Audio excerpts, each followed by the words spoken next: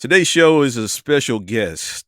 He spent over 35 years in sport, covering sports, and bad guy. He's a bad guy. Now he's doing play-by-play at HBCU, following in the footsteps of one of the greatest announcers, play-by-play announcers, Charlie Neal.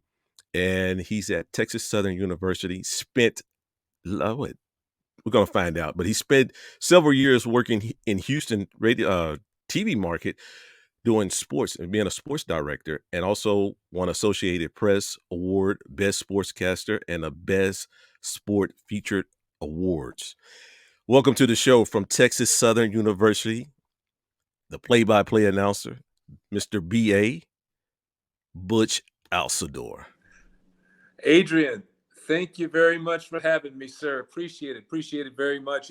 Even though I just got off of another Zoom call, we're doing the Texas Southern and Alabama A&M games live this weekend on AT&T Sportsnet. Just got off with the coach from Alabama A&M, and she was talking about how she grew up, Coach Richards, how she grew up watching Cynthia Cooper and Cheryl Swoops play in the WNBA, and how much fun and how much respect she had for them. And you know what? And she said every time she says Coop says, "Man, you make me feel old." Well, that intro just made me feel pretty old. No, man, you're not old. You're not old. It's just you had a lot of experience. You had a lot of experience. Yes, you had a lot of experience, exactly. man. That don't say it's your old. You just had a lot of experience, man. And I was looking at your history, man. You played football in Louisiana. Yes, sir. You're from Louisiana. I was fortunate enough coming out of high school to get a college football scholarship, and that actually is what got me into radio and TV. I actually wanted to go to college to do print media. I wanted to be a newspaper man and write for a newspaper. But what happened, Adrian, and I grew up in a very small town, and I wasn't exposed to a lot, didn't have a lot of knowledge about different things, wasn't familiar with a lot of the schools. I mean, I had a lot of big schools recruiting me, and I can still remember my coach says, "Well, why aren't you going here? Or why don't you go to Mississippi State? Or why don't you go into this one?" I'm like, I don't know, because I lived in I knew LSU, I knew Tulane, I knew Grambling, and I knew Southern, and that's about it. Maybe I knew Notre Dame because I went to a Catholic school, but outside of that, I really didn't have a connection on that. So when I was picking a college, which this is great advice for all you, if there's anybody out here thinking about going to school or whatever, if you're going on a scholarship or if you're just going, make sure the school you're going to has the curriculum that you want to get into. Because for me, I had pretty much decided I was going to go to Tulane. And then a buddy of mine who was a couple of years older than me in high school went on to McNeese State. And he said, "Hey, if you come to McNeese State, I know you don't have a car. I'll let you use my car." And so again, that limited knowledge and information, I'm like, okay, I'm going to McNeese, man. I don't have a car, I don't have a ride. So I go there, and the end of the story is I get there, they don't have a print journalism curriculum. So I had to find something, in the meantime, that I thought would be journalistic in nature. So I moved into radio and TV. And so that's kind of how I got into the TV aspect of it. And by the way, I never did get to use that guy's car. So I went there, and it was kind of so no curriculum that I wanted and no car, but it worked out pretty good for me. And then from there, you came to Houston, huh? Well, actually, played at McNeese, graduated, got a job there in TV, which was the 172nd market. So, I mean, that's really a small market. Yeah. Got a job there eventually, became the sports director there. And then I moved on to Baltimore and actually spent 4 years in Baltimore before I came to Houston. And just getting to Baltimore was kind of an interesting story in itself, because I got in at the station, KPLC in Lake Charles, which was a great station to work at and a great station to learn. Right. Because that's what it's all about. You start in a small market, you learn, you have your hands in on everything. But I got there and, didn't really would have an idea of how do you go from Lake Charles to Baltimore? What happened was one of our anchors there, she had an agent, and her agent saw me on her tape, and she said, "Would you ask Butch if he has representation and if he would like to have someone representing him?" And I said, "Well, you can tell her I would love it as long as I didn't have to pay any money because I was broke. I didn't Right. have anything. So, and she goes, "I don't worry about that. That's not how it works." It said, once we get you a job, then we take a percentage of what you make. And so one thing led to another. I told her fine. And next thing I know, I'm going to Baltimore for a visit, never even imagining that I would get the job. And I got there, and right before I left, the news director looked at the sports director and he said, the sports director actually looked at the news director and said, "This is my guy. Now you need to pay him and get him up here." And that's kind of how it worked out. Literally, these things kind of happen, but going from the 172nd market to the 21st market, which is what Baltimore was at the Right. time, is almost unheard of. And Adrian, you look at a situation like that, needless to say, when I got to Baltimore, I was so far over my head. It took a while before I could kind of swim my way to the top. And I like to throw out one example of that. The very first story I did when I was in Baltimore, they took me out to the Patapsco River and put me on Ted Turner's yacht. Ted Turner Jr. was the skipper of this yacht, and they were doing all these yacht races and stuff. And so they were kind enough to let us go on and do these live reports during our 5 o'clock show. Really? And, I don't really think I'd been on a boat before, yet alone a yacht. So I knew nothing about that. I'm sure my eyes were that big. And one of the guys in the crew, I think he must have noticed, because he walked up to me and as he was putting in my earpiece, he whispered in my ear, "All you need to do is take care of your business. We got the rest of this. Just concentrate on your business. Don't worry about the rest of it. Do your job. We're all going to be fine." You know what? And that ended up being like the best advice I have ever gotten, because that's kind of stuck with me in everything I've done. Really, it can be an overwhelming business when you do look overall around you, but if you have that tunnel vision and stick to what you're trying to do, it usually works out pretty well. Yeah, it's worked out well for you, man, because most people probably looking and it's like, where did I know him from? You've known him from Houston. If you ever in Houston, he was on KHOU, Channel 11, also as a sportscaster on that station for many years. And you're talking about being with Ted Turner Jr., but when you was at Channel 11, you have done some incredible interviews with several people. Yeah, Um, it's just, I was looking at that. I was looking through some things I was writing down the other night, because it's such a long list. Now, I was at Channel 11 for 20 years. right. So that's a long time, man. And you talk about every sports figure. We went to training camp. One year I was at training camp covering the Astros in Kissimmee, back when they trained in Kissimmee. And they sent us up the road to Sarasota so we could do Michael Jordan when he was playing for the White Sox, when he was trying out for the White Sox. And, that was a pretty cool experience. And I could go on. I think about when the Rockets won their 2 championships. Back to I back. went everywhere with the Rockets. That was an incredible experience when they went back to back winning those championships. And after one of them, we went to London with the Rockets because they played in the World Championship. World So we were in Championship, London yeah. for 8 days. And if you ever go, that's the way to go. We would go with the Rockets because we got into everything the Rockets got into free.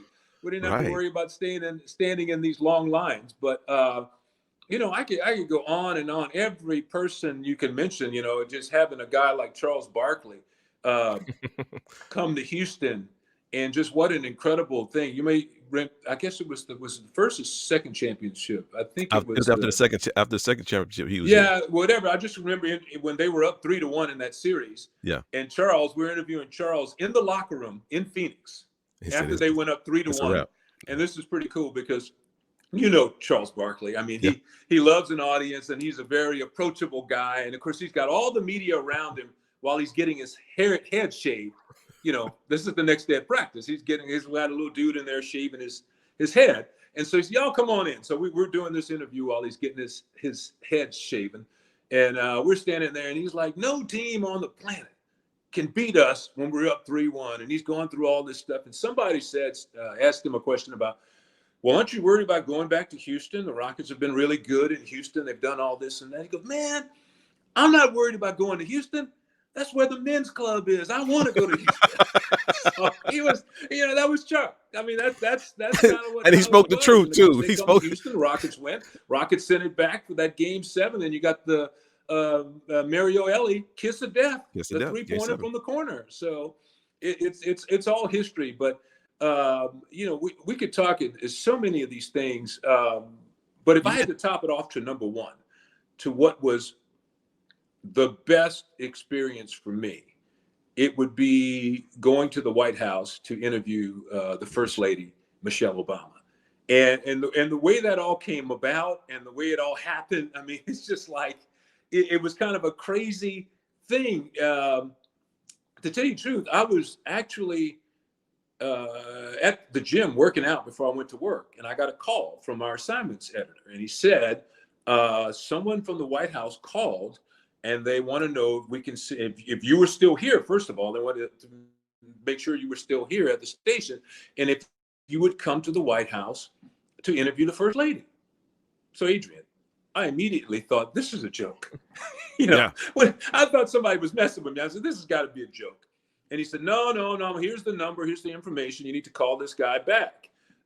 He says he knows who you are, and they're doing something a little different this time, and he wanted to know. Really? So I called the number, and as it turned out, it's such a small world. One of the aides on her staff, one of her communications people, had actually went to Bel Air High School, and he was on the basketball team with John Lucas Jr. and Emeka Okafor.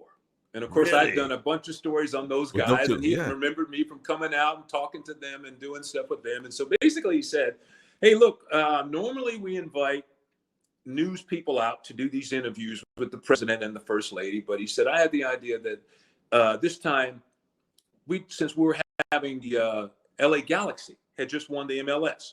So they had the LA Galaxy coming in. So he said, we decided we're going to have these soccer teams from a couple of cities come in, and we're going to make this and make a connection to it. We're going to have sports directors come in instead of news people and do something on the First Lady's Let's Move program, because we're going to invite these kids there with their soccer teams. Right. And then we'll tie it into her Let's Move program. Because remember, she had this healthy eating program and exercise for young kids. So I said, oh, man, look, it sounds like a great deal, man. I'd love to do it. And we go down there, and it's as you would expect, it was just an unbelievable experience. But just to get there were a couple of things, two things that happened that day that just shows you how, when you least expect it. The night before we went in, I actually went to dinner with the crew, and then I went back to the hotel afterwards, because I said, you know what, I'm going to go study up about this. I'm going to know everything there is to know about this. I mean, you're going to interview the First Lady. You don't want to walk in there and then look like Stepping, man. No. So that morning, got up early, studying again, and went to brush my teeth. I even ordered room service in the hotel, had breakfast, and went to brush my teeth. And I noticed I had a tooth that had chipped. Something I ate had knocked off the filling on my tooth. So you talk about, I'm like, oh, any nervousness I had about doing that interview disappeared right then and there. Because here I was, I had to go to the White House with the chipped tooth. So that kind of took it all away. Did you ever think about it? Did you ever so think we that got there, and it was just, what you would expect. Everything is color coded to the little badge you have. You have to stay on those lines. And so we go, and they had the White House photographer. My guy actually only could shoot. He didn't shoot the interview for se, because they had their own White House photographers who did the interview. So they took him down, and he did the press conference with the LA Galaxy. Well, they took me up to, I think it was the China room, the room that has all the First Lady's China from the entire history. They got plates all over the place, and it's just kind of a cool room. So I'm sitting in there and waiting to go in. It was just a little waiting area before they took you in to interview the First Lady.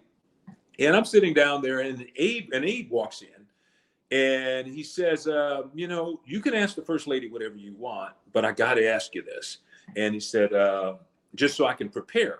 And at that time, gay marriage was the big thing. And he said, I just need to know, you're going to ask her about gay marriage, because I just want to give her a heads up if she's like. And I'm like, dude, look, I'm here to do sports. I'm not getting into anything outside of my, I was kind of I wasn't trying to get there and okay, I'm going to get the, that just wasn't what, it wasn't what it was for me. So I pretty much stuck to the program, and I go in there, and she is just as nice as could be. And then you always try to, through all that research, you try to find some kind of connection with the person. And the biggest connection was staring right in front of me. So we go in and we shake we shook hands and we're standing up there. And I told her, and I said, Mrs. Obama, I said, we do have something in common. And she goes, well, what is that? She said, we're both tall. And I'm like, no, we do have something else in common. And it turns out we were both born on January 17th. And so it was kind of a cool coincidence. And well, happy belated birthday. So, yeah.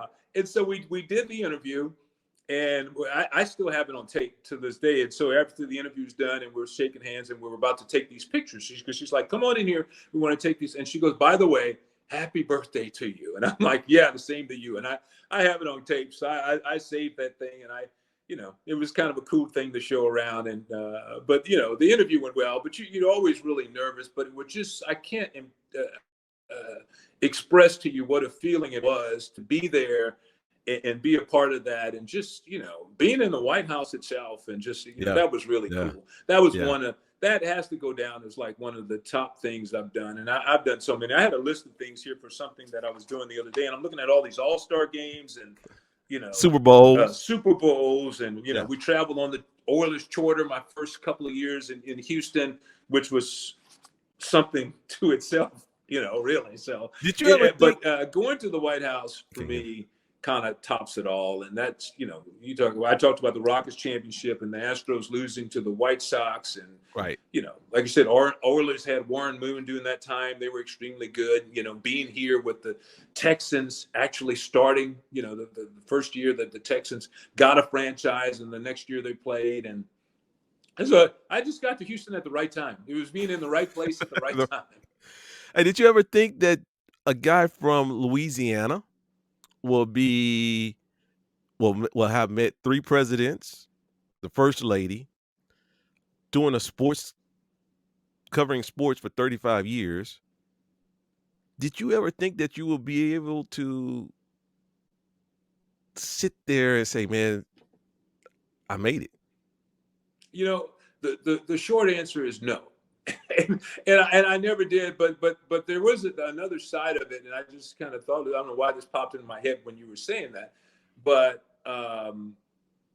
one of the things my mom and she always had her hands full with the 4 of us, because she was doing the heavy lifting by herself most of the time, and outside of my grandmother's. And but one of the things she always kind of said from us was, stand up for yourself.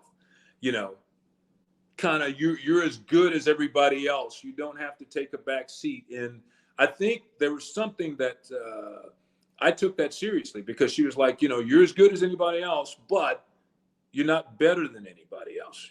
God made everybody, and if you work hard. And I kind of took that to heart. But from a realistic standpoint, I do need to say, because some people, get like, I was pretty naive. I always thought if you worked hard and you did everything you were supposed to do, things would automatically happen. Right. As you know, Adrian, that is not the case. That's not the case. No. That is not the case at all. No. There's always people who are trying to undermine you. There's just so many things that I was very naive about, and didn't really kind of understand that, because I always felt like your work should speak for itself. Right.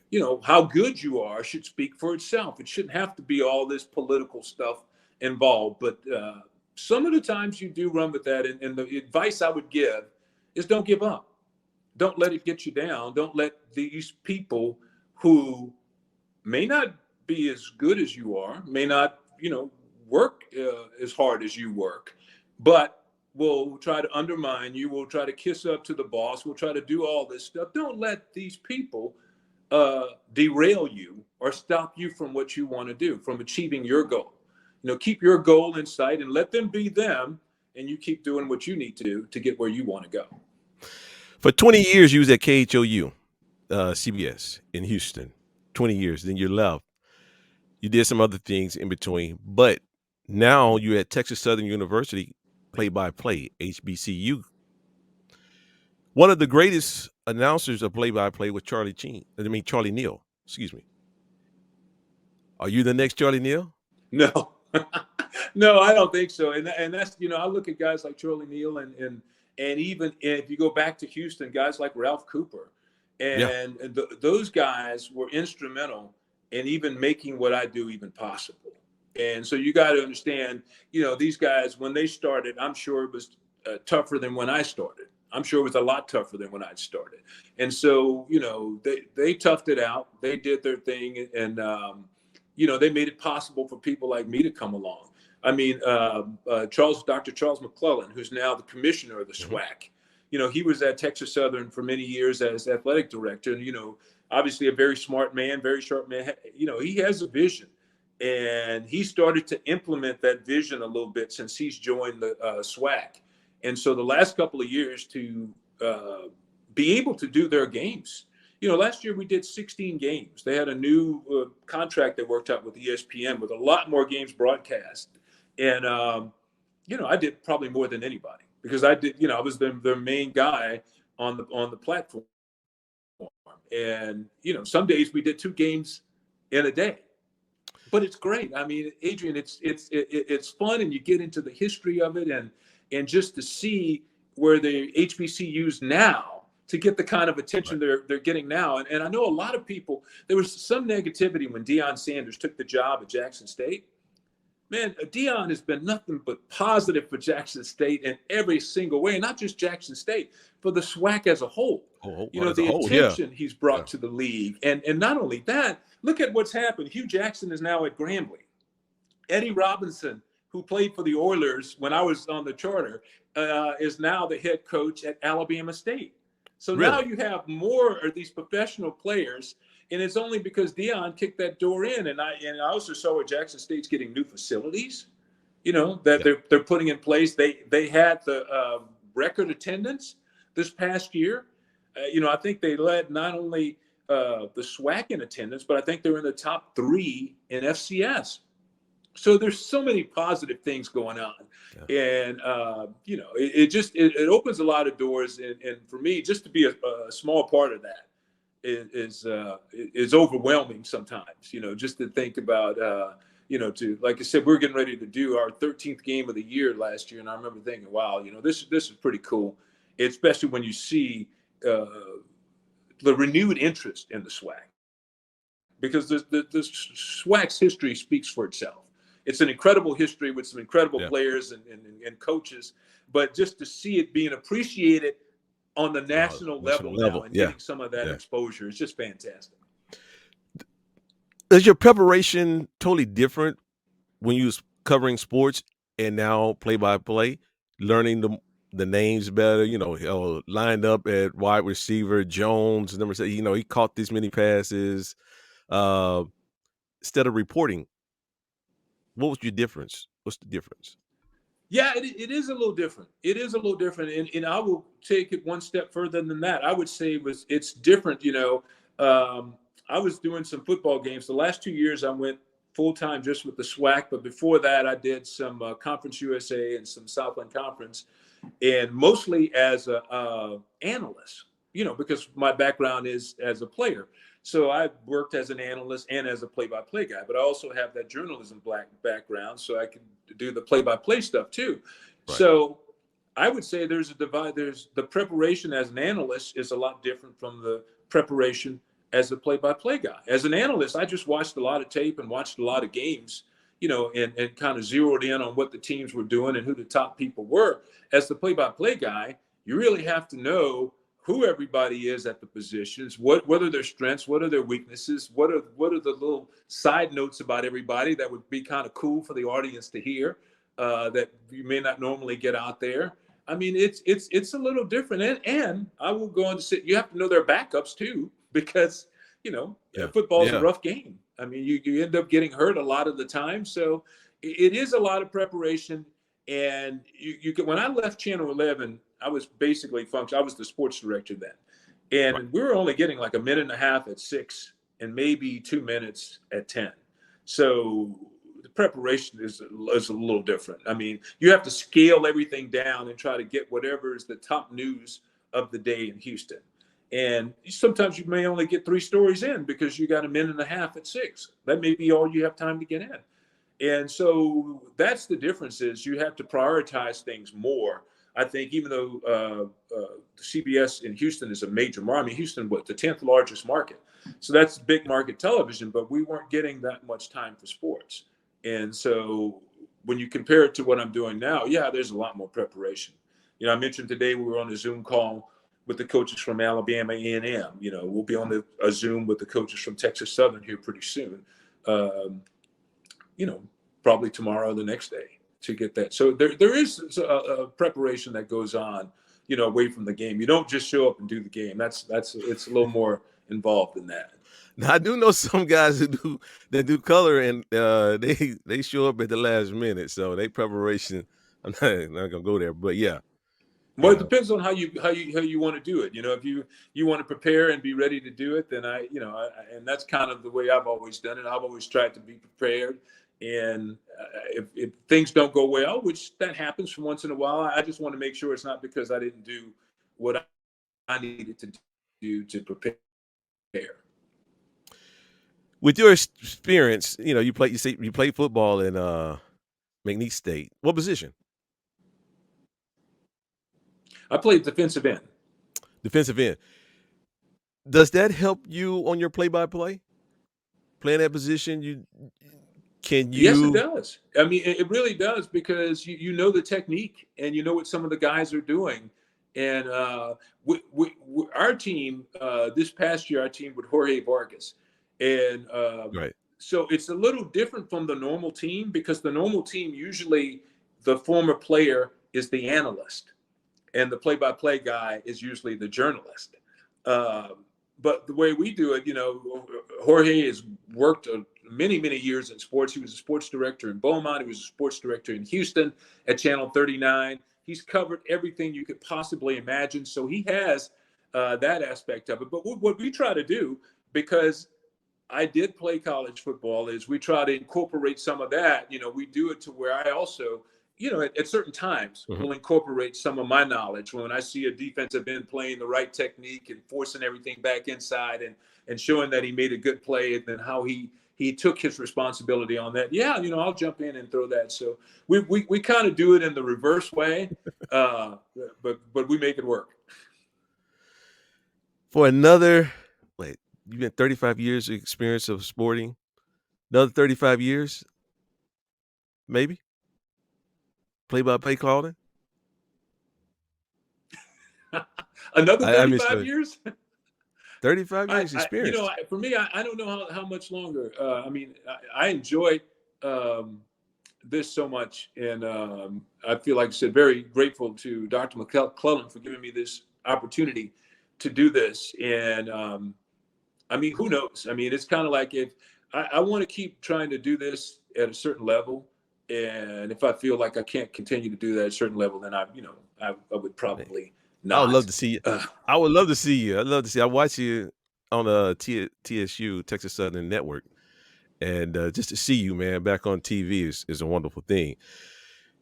What can you tell people that's in the same position that you were in? Going from covering sports to play-by-play. I had Adam Clanton on yesterday, and he was just saying the same thing about the time that he was in TV, and then now he's in radio. Now he's doing color for the Rockets. It was just a grind for him. He just didn't stop. He just kept going. He just kept moving. Is that the same way that you kept going, and that's same way you could tell others how they can approach decision making? That's a good way to describe it, because it is a grind. And the one thing I would say along those lines, and what I would pass on to other people, is a lot of people look at it and they think, oh wow, this is such a glamorous thing. I see this person on TV, it looks so cool, it's this and that. The other side of the business that you don't see, that you need to see, is the hours of preparation that's put in. The fact that most people who work in television work every holiday. You work Thanksgiving, you work Christmas, you work New Year's. You work every holiday. Like I said, I went to so many Super Bowls. So you were off in all these things. There are no holidays. There's no birthdays. You miss a lot of family stuff. That's the downside of it. Now, to get to that point, like you were talking about, I just think you just have to be very realistic about this. And especially if you're a young person and this is something you want to do, give it a good shot. Find out what you need to do to get to where you want to go in the business. Get involved with somebody at a TV station, whether you can do an internship or something to where you can see how it works from the inside. Because when I was in college, my last year, I think I did an internship at the local TV station. Even though it was a small station, I got in there, and that was so much more valuable than anything that had ever happened to me before, because I saw how everything worked. I didn't even know about all these other jobs they had in the background, that you had people running audio, people directing shows, people producing shows, putting all this stuff together, all the different camera guys. I mean, there's a wealth of people working behind the scenes that I had no idea about. So once you get in there, you kind of see how it works, and then you can decide where you want to focus and what fits your skill set the best, and what's going to help you the most.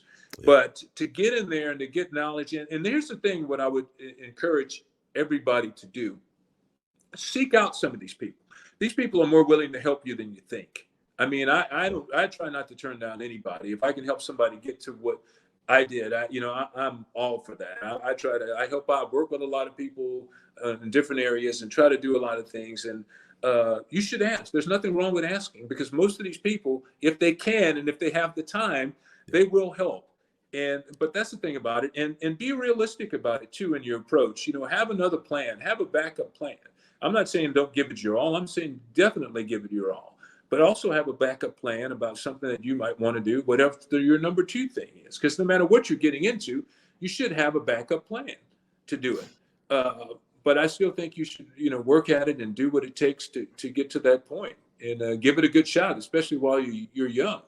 But understand that most of the time you start out, it's low pay and long hours. Yeah. If you're starting in a small market, that's kind of how it works. Yeah, I do commercial real estate, and my manager, he would say, always ask for help, because people love to help. People love to help, and you hit it right on the money, man, on that one. Butch, before we go, man, I always ask this last question. It's called that's that BS. That's that bull. You Christian, I can't go all the way. That's that bull crap. The Isley Brothers, let me explain this to you. The Isley Brothers have a song called Fight the Power. And in the lyrics of the Fight the Power, they say all this bull crap is going down.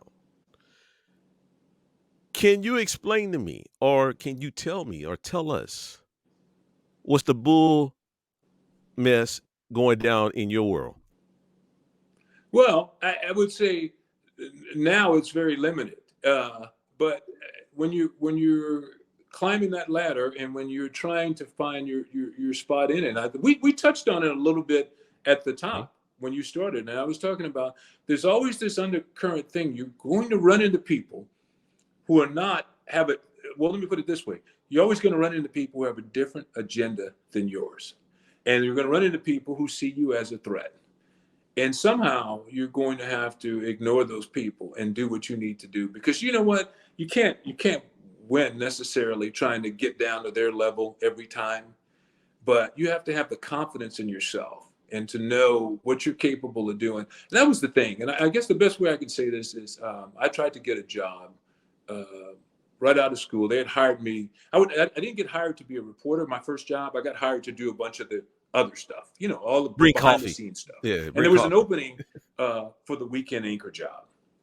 And, that was perfect for me, because I was a person with no experience. It was a small station. It was all this stuff. So I got all dressed up, didn't even actually have a tie, borrowed a tie from a buddy of mine in the dorm to put on, go in, do this interview, long story short, get in, showed the guy my tape, did the whole thing.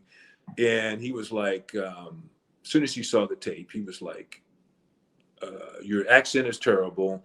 You don't have the look we want. You don't have this. You don't have that. And it was just like blank, blank, blank, blank. I mean, negative, negative, negative. And I'm just giving you the short version of it. It was kind of a devastating thing. And I was doing something recently with a while back with Wade Smith, who's the guard for the Texans. He has a program. We go around to these schools and we talk to kids, and we do a reading program. And I was telling a story, and this kid said, "Well, you had to be devastated." And I'm like, "Yes, I was, but I wasn't." And I said, the reason why I wasn't is because these people will tell you all this stuff and be negative and say that, but they don't know what's in here. And that's what happens. You have to know what's in here. I knew what I was capable of. And just because I was a quiet, wasn't an outstanding person, you have to grow into something like this. Because I didn't grow up like that. I was a pretty quiet, reserved person, wasn't really like that. But the point was, I told her was, they don't know what's inside here. And that's it for all of you guys. For whatever you're trying to do, whenever somebody's trying to be negative, they don't know what's in here. And you know what's in Yeah. here. And you're the one who can, continue to do the fight, continue to battle to get to where you want to go, or you can quit and not do it and just let those kind of people win. And so my deal is, you know what? I'm too combative, but I don't want to let anybody win, because I want to keep fighting and doing the best I can in those situations, because I just think that's, uh, in the long run, that's better for you. You don't necessarily have to stoop to their level to do it, but you can do whatever you have to do to not let them get you down. Hey, that's some real, man, Butch, it's a pleasure, my man. It's a pleasure. Thank you for coming on. You can catch Butch Alsandor at Texas Southern Sports Network broadcast, play-by-play announcer of the Texas Southern University HBCU school. He's the next Charlie Neal. I don't care what he says. He's the next Charlie Neal. I want to thank you, Butch. Appreciate you, my man. Appreciate you. Like I say, share this, like it. Whenever you feel yourself at the end of the rope, tie a knot and hold on tight. And remember the bottom line, ain't nobody bad like you. Until next time, it's a wrap.